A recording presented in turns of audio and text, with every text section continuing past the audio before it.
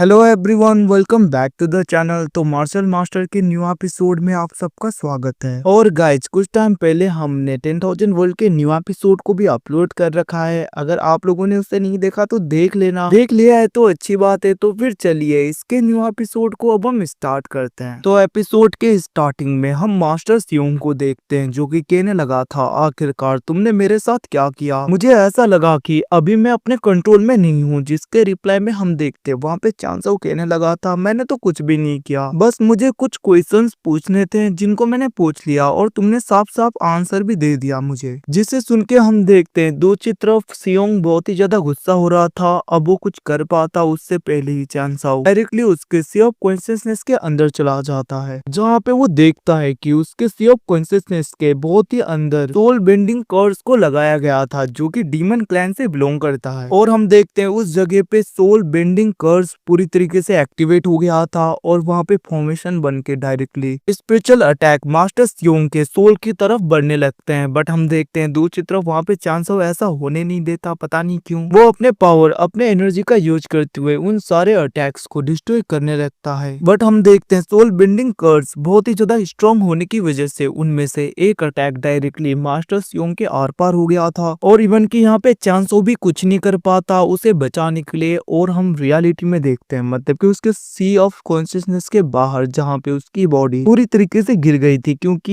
ये अब यहाँ पे पूरी तरीके से खत्म हो चुका था। जिसे देखकर वहाँ पे डीमन लॉर्ड युआन और मोकारा थोड़े से परेशान हो जाते हैं। वहीं पे दूसरी तरफ हम चांसो को देखते हैं, जो कि अभी भी इसके सी ऑफ कॉन्शियसनेस के अंदर होता है, जहाँ पे सोल बेंडिंग कर्स के अंदर से एक डार्क डिमोनिक ऑरा डायरेक्टली चांसो के ऊपर अटैक कर देता है। मतलब कि वो अटैक डायरेक्टली चांसो की तरफ बढ़ रहा था, जिसको देखकर वहाँ पे चांसो अपने एनर्जी का यूज करते हुए उस डार्क ऑरा को डिस्ट्रॉय कर देता है। जिसके बाद में हम देखते हैं वो वापस से बाहर आ गया था और वो कहने लगता है, थोड़ी सी लेट हो गया, वरना मैं इसे पूरी तरीके से बचा लेता, ये हमारे और भी ज्यादा काम लगता है। ये सब कुछ कहते हुए वहाँ पे चांसो कहने लगा था, वैसे भी थोड़ी बहुत इंफॉर्मेशन तो मिल ही गया हमें। जिसको सुन के हम देखते हैं दूसरी तरफ वहाँ पे डीमन लॉर्ड युआन कहने लगता है, मास्टर चांसो आखिरकार अब हम क्या करें? जिसके रिप्लाई में हम देखते हैं वहाँ पे चांसो कहने लगता है, मुझे जहाँ तक पता चला प्योम्यो पैलेस और लॉ एनफोर्समेंट हॉल के लोग अभी मेरे बारे में इन्वेस्टिगेशन कर रहे हैं। वैसे भी मुझे नहीं लगता कि अब उनके पास में इतना ज्यादा टाइम होगा कि वो मेरे बारे में इन्वेस्टिगेशन करे, क्योंकि हमने अभी हेवेनली तियानदाओ नाम का क्लैन चला के उनकी जो हालत की है, मुझे नहीं लगता कि उनके पास में कोई टाइम होगा। वो लोग तो अभी हेवेनली तियानदाओ के बारे में पता करने की कोशिशें करेंगे। तो फिर अब हम अलग अलग ग्रुप में बढ़ जाते हैं ताकि हम अलग अलग जगह पे जा पाए। इतना कहते हुए हम देखते वहाँ पे चांसो उस मैप को बाहर की तरफ निकालने लगा था, जहाँ पे वो बताने लगता है, मोकारा और युआन तुम लोग इस जगह पे जाओगे। और ऐसे ही हम देखते वो वहाँ पे एम्परर बैरन को भी बताता है कहाँ पे जाना है। जिसे देखकर दूसरी तरफ वहाँ पे डीमन लॉर्ड वो बिल्ला चांसो की तरफ देखते हुए दूर हो गया था और वो कहने लगता है, बच्चे आखिरकार तुम मेरी तरफ ऐसे क्यों देख रहे हो? तुम्हें लगता है कि मैं तुम्हारे लिए काम करूंगा? वैसे भी मैं सुप्रीम डीमन लॉर्ड हूँ, मैं किसी के अंडर में रहकर काम नहीं करता, इन सब में मेरा कोई लेना देना नहीं है। तो यहाँ पे ज्यादा एक्सपेक्ट मत करना कि मैं तुम्हारे अंडर में रहकर काम करूंगा, मैं नहीं करता। जिसे सुन के हम देखते हैं वहाँ पे चांसो ब्लू लोटस फ्लेम को बाहर निकालते हुए कहने लगता है, क्या सच में अब भी तुम मेरे अंडर में काम नहीं करोगे? लिटरली वहाँ पे ब्लू लोटस फ्लेम को देखकर डीमन लॉर्ड वो बिल्ला डर गया था और वो कहने लगता है, आखिरकार ये क्या सा धमकाना है,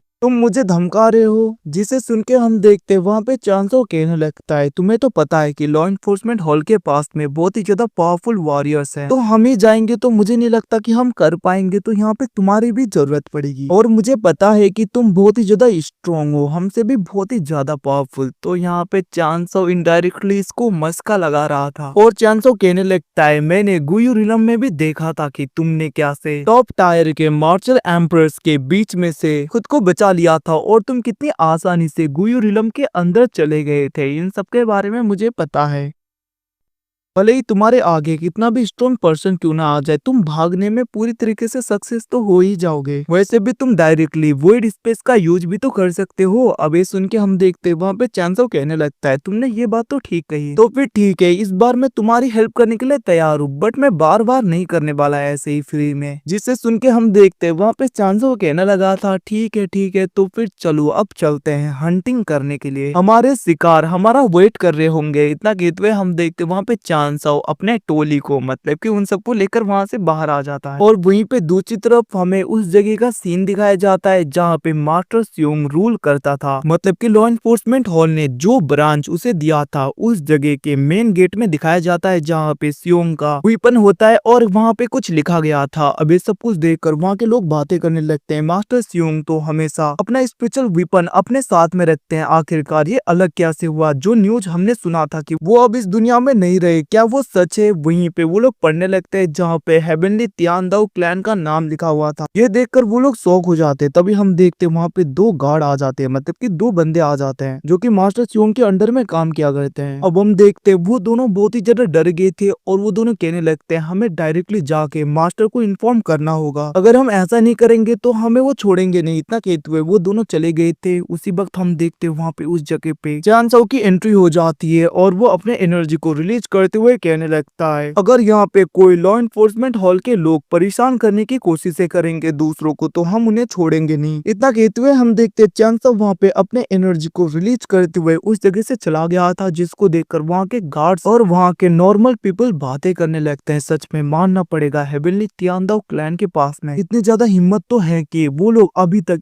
इसी जगह पे है, भागे नहीं, मानना पड़ेगा। अब यहाँ पे ये सब बातें चली रही थी। दूसरी तरफ हम एक मास्टर को देखते हैं जो भी लॉ एनफोर्समेंट हॉल के किसी ब्रांच से बिलोंग करता था और हम देखते हैं वो गुस्सा होने लगता है। वो कहने लगा था हम उन लोगों को छोड़ेंगे नहीं। आखिरकार लॉ एनफोर्समेंट हॉल के साथ में पंगा लेने की किसकी हिम्मत होगी? इतना कहते हुए हम देखते हैं वो अपने गार्ड्स को लेकर आगे की तरफ बढ़ने लगता है। बट हम देखते हैं वहाँ पे वो मास्टर नोटिस करता है कि जैसे ही वो लोग आगे बढ़ रहे थे उनके चारों ओर फॉर्मेशन एक्टिवेट होने लगते हैं। अब वहाँ पे इतने ज्यादा फॉर्मेशन को देखकर वो लोग रुक जाते हैं, जहाँ पे वो देखता है कि बहुत ज्यादा फॉर्मेशन उनके चारों ओर बनने लगते हैं और वहाँ पे ब्लास्ट होने लगे थे। दूसरी तरफ हम देखते हैं उनके पीछे चांसाओ, डीमन लॉर्ड मोकारा, युआन और एम्परर बैरन उनकी एंट्री हो जाती है, जहाँ पे चांसाओ कहने लगता है अब इनको मजा चखाओ। वहीं पे हम देखते हैं वो सब लोग मिलकर अटैक करने के लिए बढ़ने लगते हैं, जिसे देखकर वहाँ पे लॉ एनफोर्समेंट हॉल के गार्ड्स भी अटैक करने के लिए बढ़ रहे थे। बट हम देखते हैं डीमन लॉर्ड मोकारा और वहाँ पे डीमन लॉर्ड युआन उन सारे गार्ड्स के ऊपर अटैक करते हुए उनके कल्टीवेशन को डिस्ट्रॉय कर रहे थे और वो गार्ड कहने लगते हैं मास्टर हमारे कल्टीवेशन को डिस्ट्रॉय कर दिया गया। अब उनकी बातें सुन के लॉ एनफोर्समेंट हॉल का वो मास्टर गुस्सा होने लगता है। वो कहने लगा था तुम लोगों की इतनी हिम्मत, मेरे लोगों को तुम लोग हॉट करो। इतना कहते हुए वो अटैक करने के लिए चांसाओ की तरफ अपने एनर्जी को रिलीज करते हुए बढ़ने लगता है, जिसको देखकर चांसाओ भी अपने एनर्जी को रिलीज करते हुए उसकी तरफ अटैक कर देता है और हम देखते हैं वहाँ पे चांसाओ बहुत ही आसानी से उसके अटैक को सप्रेस करते हुए उसे पीछे की तरफ धकेलने लगा था, जिसकी वजह से वो मास्टर तो बहुत ही ज्यादा इंजर्ड हो जाता है। तभी हम देखते हैं चांसाओ कहने लगता है तो फिर ठीक है,